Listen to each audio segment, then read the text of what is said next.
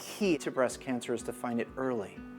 The earlier we find it, the better we can do at taking care of it, treating it, and removing the downsides, the problems with it.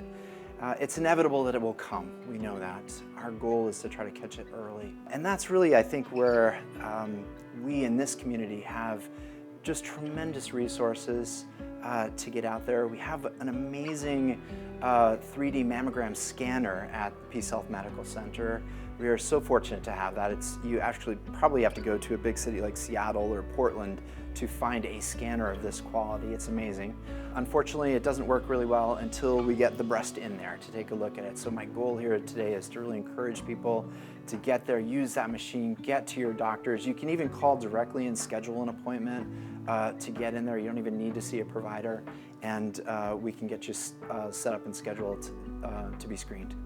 I'm very grateful for organizations in the community, for especially youth organizations, as they raise money for things like the Hospital Foundation, like some of the equipment that the Hospital Foundation has been able to provide for people fighting cancer, and especially about when I see the funds being able to be used for things that will help with early detection.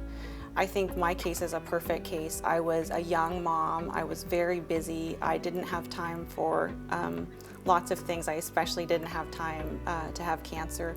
So if I could have ignored it, I absolutely would have. So I was very lucky in that my practitioner took me very seriously when I said I found something unusual, and got me in right away. And because I like to push things aside and sort of bury my head in the sand, I think if my practitioners hadn't held my hand and reminded me and prodded me and helped me make the appointments, I very likely probably would have ignored it. And I'm very fortunate that I didn't.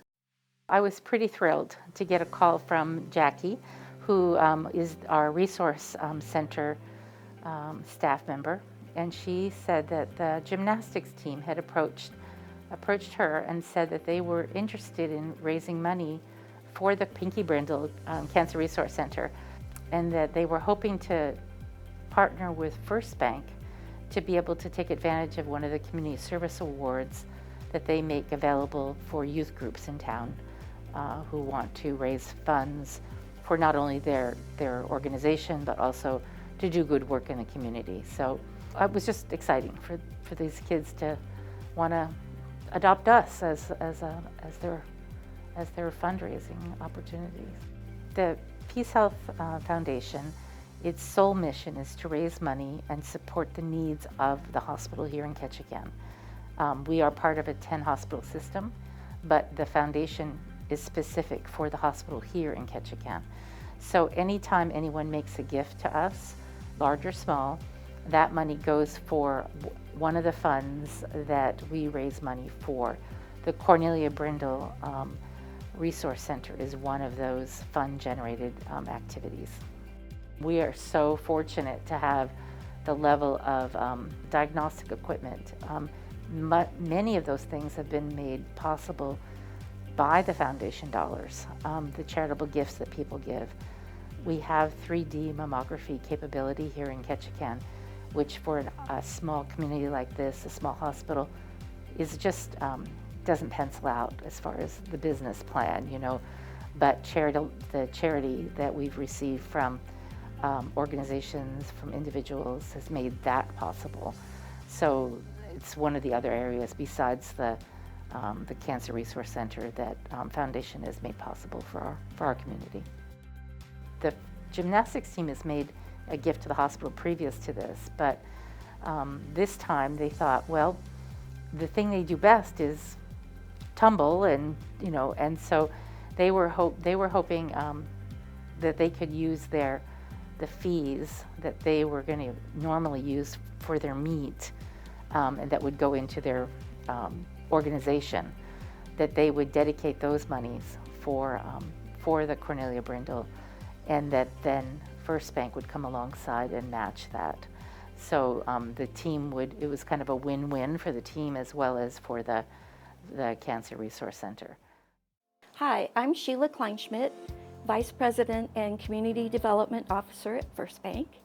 We're here today to thank the Ketchikan Gymnastics Club for participating in a Community Service Award to benefit the Cornelia Pinky Brindle Cancer Resource Center through the PeaceHealth Ketchikan Medical Center Foundation.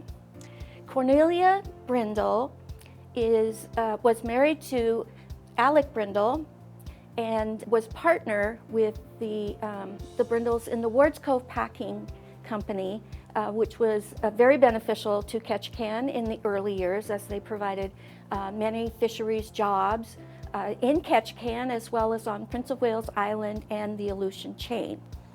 Harold Brindle and Alec Brindle Jr. served on the board of First Bank for several years, and I think that the Brindles really wanted to provide a benefit to the community of Ketchikan since it was their home for so long.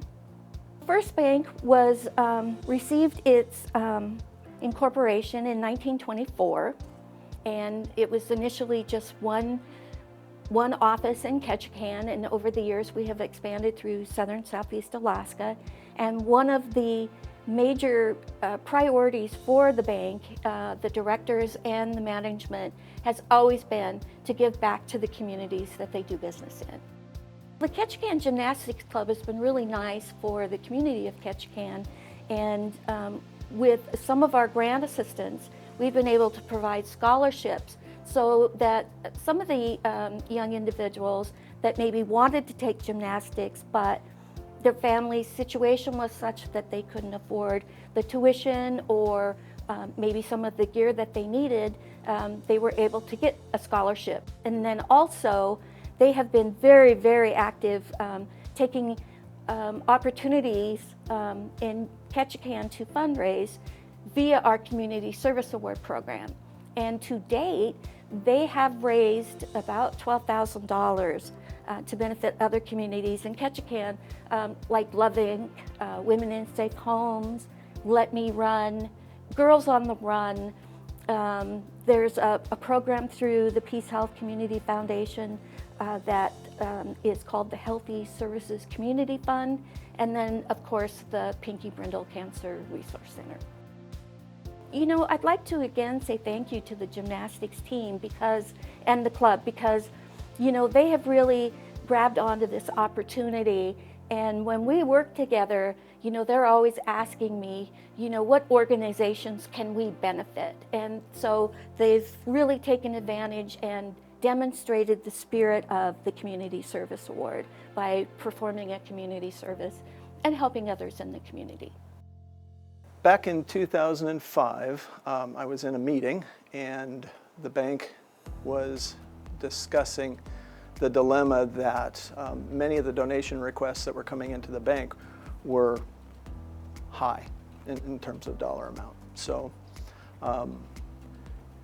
as the Community Reinvestment Act officer, I saw an opportunity to maybe find a link between the fundraising campaigns that go on with particularly school activities and youth group organizations, whether they be sports groups or science groups or in the arts. So what we came up with was a mechanism for those groups to actually earn it, as it were, to provide an opportunity for them to raise money for themselves, but also provide an opportunity to highlight some of the organizations that operate in our communities throughout Southeast Alaska. The program is funded annually by our First Bank Board of Directors. So each year they go through a process of funding for our community development grants, and this Community Service Award program is part of that. And that is in direct response to the Community Reinvestment Act requirements that we have at First Bank. The Community Reinvestment Act is a federal regulation that when it started, it was designed to ensure that financial institutions were meeting the credit needs in the communities in which they receive deposits. Over time, it has morphed into from lending to also service hours. So whatever bank employees, directors do to provide community development service hours to their communities, in addition to community development investments. And Community develop investments include grants like the Community Service Award. Well, the benefit of this program to the community, when it started, we thought it was a simple fundraising mechanism. What we realized is a happy consequence was we were also introducing young people to community service. All of the communities in Southeast Alaska are very generous, and especially when it comes to youth activities. So we wanted to do our part and have for a long time done our part at First Bank. But this particular program, I think, has touched our board of directors too. They get as excited about the activities that we're participating in as the employees and the kids that are doing it. The Gymnastics Club has been around since, I believe, 1985 was when we were founded. We are a nonprofit. We have a board of 7. Currently, our board manages the Gymnastics Club. We have about 165 kids at this point. We do run classes 6 days a week. We have a competition team of kids who does most of our gym, the fundraising for the gym. I think we have a little under 35 kids, I would say, that are participating this year. And part of their fundraising is for their competition expenses, whether that be their fees, their meet fees, because every meet has fees to pay for judges and things like that, or whether it's their travel. We're traveling out of state this year because it is our only opportunity for our kids to be able to compete against other kids in a different gym outside of the state competition. So this year fundraising was extra important to us because of the extra added expenses of going out of state. Our head team coach, Lacey Bailey, was the one that kind of started the ball rolling on the Think Pink meet. Her mother-in-law, Jackie Jones Bailey, was kind of the one, those two together kind of got everything going, and then working with Bet Jacobek, and in turn working with Sheila and Mike to get it all. I really had not a whole lot to do with it. The board, she handled most of the meet. I think the Think Pink meet meant a lot to a lot of our participants. As the kids were kind of milling around and looking at the Think Pink poster and things like that, they were all talking about the people in their lives that had been impacted by cancer, breast cancer, all sorts of different types of cancer, but it made our kids also stop and think about how it impacted their lives. Being a First Bank employee and knowing about the Community Service Award, I realized that there was an opportunity that the Gymnastics Club could take and work with First Bank to not only benefit our organization, but benefit the other organizations. Think Pink meet was significant to us because this was our first virtual meet that we were able to do since COVID started. And it was something that we were able to, no matter how the meet went, we were able to benefit another organization. It didn't matter how our kids did. It didn't matter that, everything was new for us, and it didn't matter that there was hiccups or whatever. Everybody was happy at the end of the day because we were able to give back to another organization, and these kids were able to get a little bit back to normal as well. One of the things that it has done is motivate our kids to do more fundraising. Is knowing that they're giving back to another organization, it actually motivates them more to do the fundraising than knowing that they're just fundraising. Because us as parents, if our kids don't fundraise, we pay these expenses. So even though we would all like our kids to want to always fundraise to their full effect, you can see the difference when the money is going to another organization. That feeling of pride and that feeling of doing something good, you actually see more motivation in those kids. Hello, I'm Jackie Jones Bailey, the Outreach Program Coordinator for the Cornelia A. Pinky Brindle Cancer Resource Center.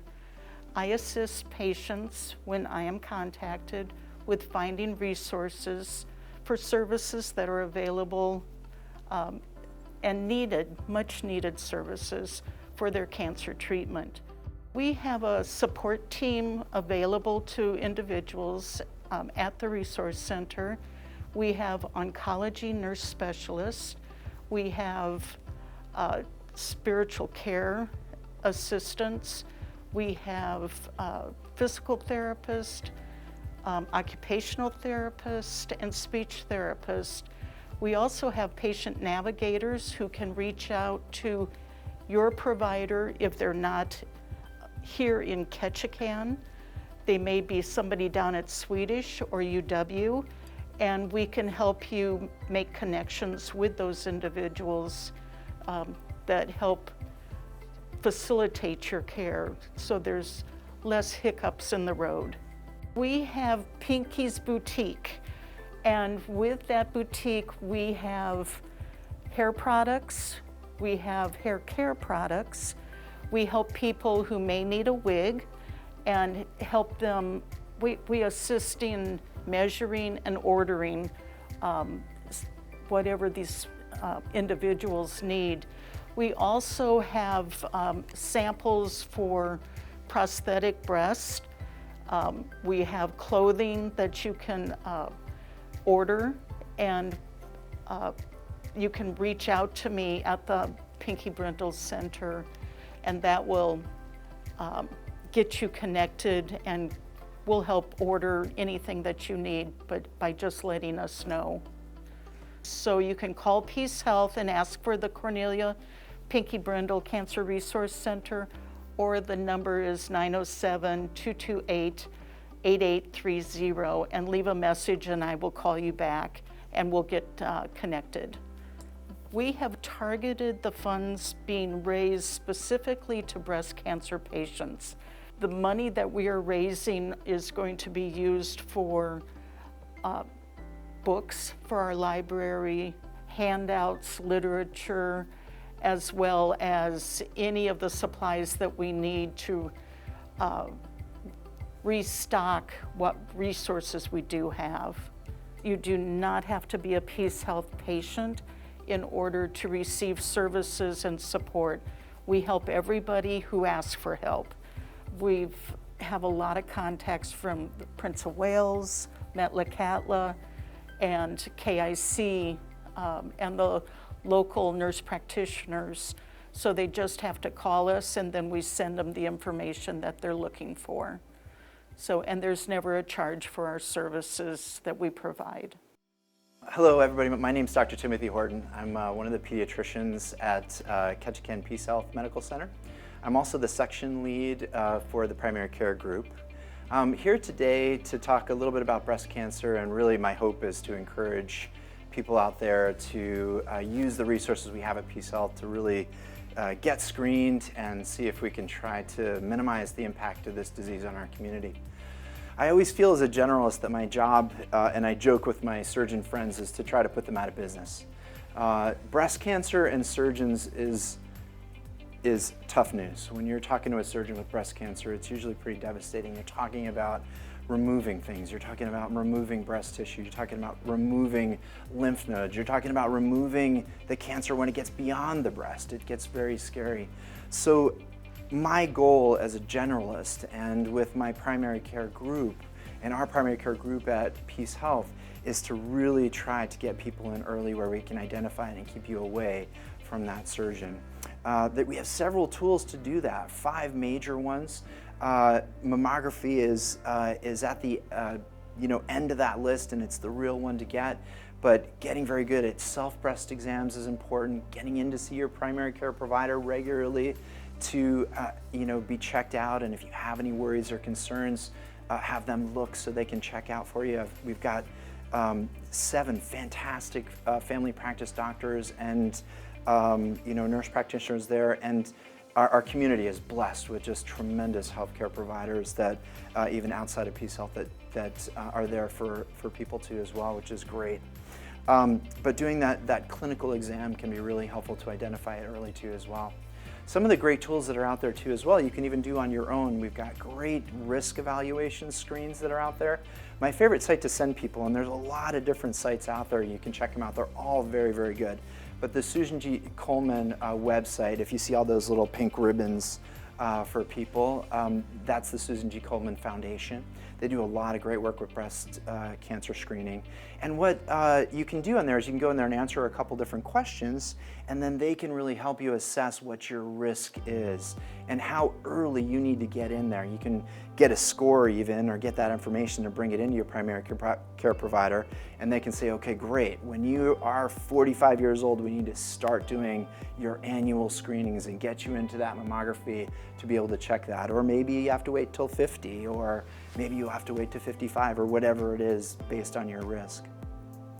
There are also, once you then have that risk assessment with your exams and catching any changes and all that kind of stuff too, we also have great genetic screening too as well. And that's kind of where things have really gotten interesting in the last several years, where we've got these terrific genetic tests where we can look and really assess people for high risk.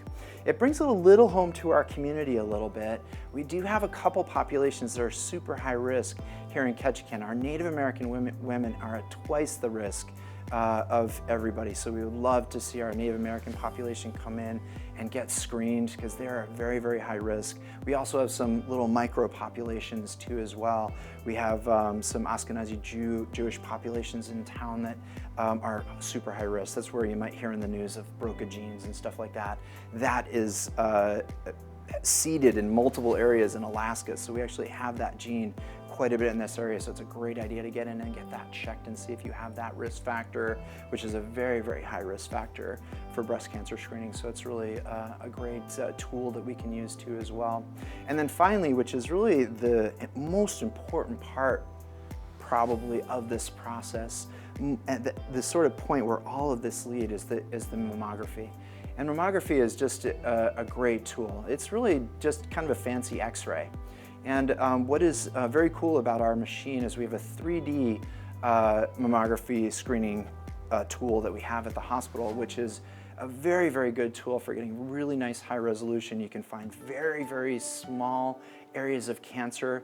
And the key is when they're small and they haven't spread, they can be removed really easily, taken away, analyzed to see if there's other risk, and we can keep it from being a bigger problem than it needs to be. Once it spreads past the breast into the lymph nodes, we have to start removing those, and often have to start the really tougher treatments like the chemotherapy and things like that. We do have a terrific infusion center at Ketchikan Medical Center, which is terrific, but it's hard for me to walk by there every day and see people that have forgotten to do it, or for whatever reason been afraid to go do a mammogram, then catch it too late and need to do these very, very tough treatments, months and months every day in the infusion center, every week in the infusion center, to get their chemotherapy that they need and the other sort of treatments that we have. Where I think the disease gets much, much more scary and has a lot more side effects, in the treatment part of it. So using the mammogram, getting in there, and I think the key part to why I'm here today is just encourage you to get in there. I think there are some great stats that we see. This is mainly a disease of women, but can be of men too as well. So if men think we have an issue too as well, get into the provider so that we can get you in and get you checked. So. My name is Julie Sandy, and I was born and raised in Ketchikan, though in my early childhood I spent a lot of time out on Prince of Wales and grew up as a little logging camp kid. But I'm definitely a Southeast kiddo, and born and raised in Alaska. Very proud to be able to say that I've raised my children in Alaska. It's a great state, and we're very passionate about where we come from. I was diagnosed with breast cancer in 2006. 2007 was when I had a bilateral mastectomy and then did 6 months of chemotherapy. My breast cancer was a aggressive form of breast cancer called triple negative breast cancer, and I was a young mom, and obviously there was a lot about that was frightening. I did most of my surgical care at Swedish, but my physician was able to prescribe the chemotherapy in a way that I could receive it in Ketchikan through my primary physician here, Stacy Schultz, and he and his team were amazing. I always feel very lucky when I tell my story, and my oncologist in Seattle reminds me how lucky I was to have such an amazing team of caregivers here in Ketchikan, and often reminds me that she has patients that did not have that degree of amazing medical care and attention. And so because my cancer was an aggressive form of cancer, I was very lucky to have found it early. When I was first diagnosed as a young mom, I can remember feeling terrified for what that would mean. And also, I'm really vain, so I was really worried I was going to lose all my hair. And I just remember the moment in which it dawned on me why this community is the place I will always call home. I think Ketchikan does a great job of rallying around people when they really need it. And certainly in my case, I felt that. And I think that one thing we all have in common, despite differences, is the ability to be kind and to take care of our neighbors. And I think that that's what makes Ketchikan such a special community, why I'm so proud to say that I'm from here. And I just want to say again how much I really appreciate all of the agencies and the healthcare workers and the volunteers and the young people that help raise money for equipment and to help make the experience better for people that are struggling. My friends and family would tell you that I'm sort of a work in progress in terms of my ability to accept what's happening to me in real time. I'm a big fan of pretending it's not happening and then trying to look back on it later and go, oh yeah, that was me. So for a long time, I really wouldn't even acknowledge that I was in the breast cancer club. And I tried to pretend it was something like cancer. But at some point, when you walk into a building and the sign says Cancer Institute, you sort of have to acknowledge what's happening to you. And what I would say is I am a poster child, fortunately or unfortunately, for the message that early detection does save lives. When I was diagnosed, my physicians at first, my oncologists, kept referring to my age, and I kept thinking because I was 32 and young and strong at the time anyway, that they kept meaning it as a good thing. And it wasn't until probably weeks later, finally somebody explained to me that my age wasn't what I had going for me, that the mortality rate for people that are younger is much higher. And so it was impressed upon me again and again by my team how lucky I was that I had medical professionals in our little teeny tiny remote community who took my, what I found the lump, that they took that seriously and that they treated me immediately, and then they had me referred out to a team in Seattle. And that early detection is what I believe saved my life. So I like to, every chance I get, share the message that early detection really does save lives. My son was only 8 at the time I was diagnosed, and my daughter was only 4. So for me to have all of these extra years with them, every year at opening day at baseball, and every day or every year at the spring ballet recital, for some reason were the triggers where I always just took an extra minute to be just so fortunate, or feel so grateful and appreciate how fortunate I was to be able to have all of those extra years. So I feel like early detection is such an important message to get out there, and I think that the kiddos in the community that are helping to raise money either for equipment or for promotion and helping to get the message out there is just so important. I'm really grateful for that.